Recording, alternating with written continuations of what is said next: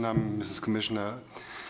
What kind of arbitration or dispute settlement do we have in mind now? A private court, a public court, or what's your direction? And could that also be a little model for TTIP?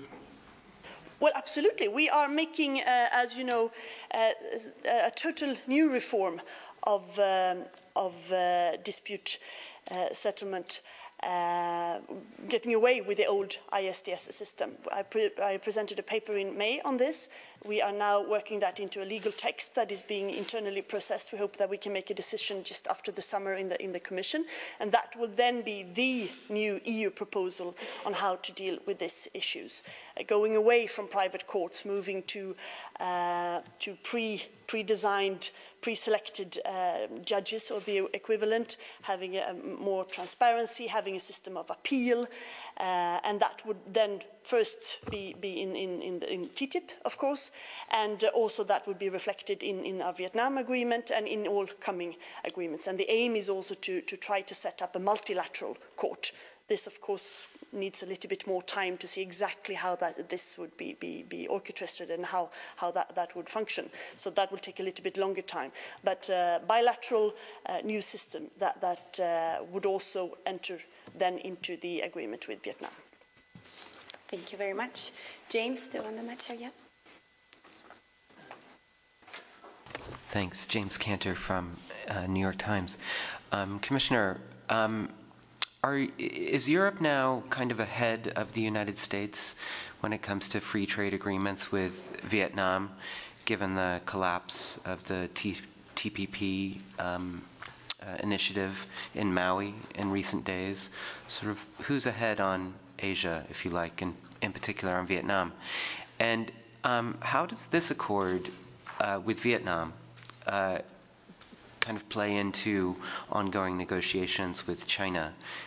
Is there anything in the accord with Vietnam that kind of sends a message to China about how deals with Asia need to be constructed and what needs to be offered? Thanks. That's a lot of questions in one. First of all, it's not a competition. We have negotiated for 2.5 years with Vietnam. We have been able, thanks to the hard work of the Commission team, but also to the very hard and constructive work of the Vietnamese team, to finalize an agreement quite quickly. It's, of course, easier to negotiate EU and one country.